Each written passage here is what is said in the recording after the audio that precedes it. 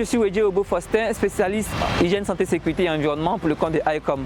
ICOM, c'est le consultant en supervision environnementale et sociale pour MCA Côte d'Ivoire. Aujourd'hui, nous allons nous entretenir sur une norme, la NP8. Patrimoine culturel.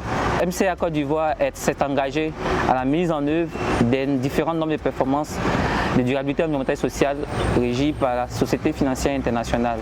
La norme de performance 8 a pour objectif de mettre en œuvre de manière durable les projets tout en prenant en compte les questions relatives au patrimoine culturel. La norme de performance 8 est-elle applicable à notre projet? Oui. Du fait qu'on a deux projets, le projet ATP et le projet compétences. Le projet ATP dénommé Abidjan Transport est réalisé dans la grande ville d'Abidjan.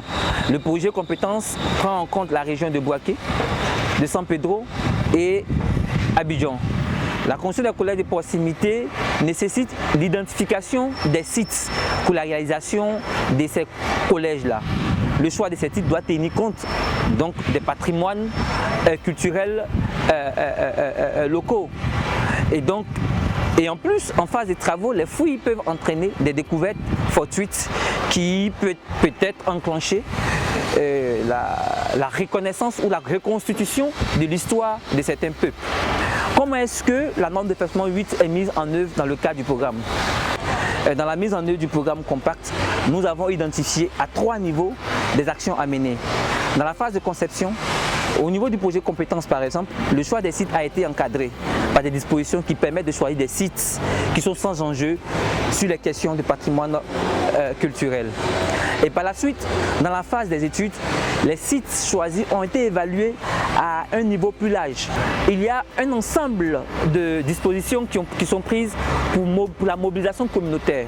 Le choix des sites est encadré par la communauté. La mobilisation communautaire permet donc de faire le choix technique et le choix des sites de sorte à éviter de choisir des sites qui ont un enjeu culturel élevé. Dans la phase des travaux, il peut s'avérer qu'il y ait des découvertes fortuites. Il y a des travaux de fouilles qui seront réalisés pour les fondations de nos écoles.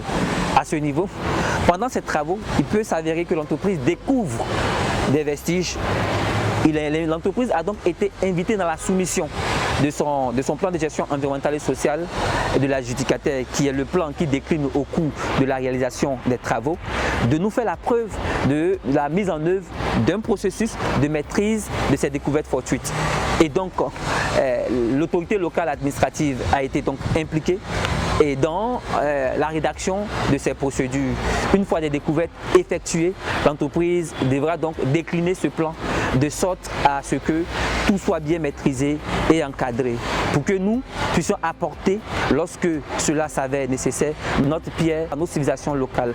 Informer donc les communautés, informer donc l'autorité des avantages d'une pièce découverte pourra donc aider à reconstruire et à structurer notre histoire. Ainsi dit, la mise en œuvre de la norme de performance 8 dans le cadre du programme Compact pourrait contribuer à l'identification de certaines informations cachées de l'histoire de nos communautés et aussi permettre à nos communautés de profiter des potentiels bienfaits de leur patrimoine culturel.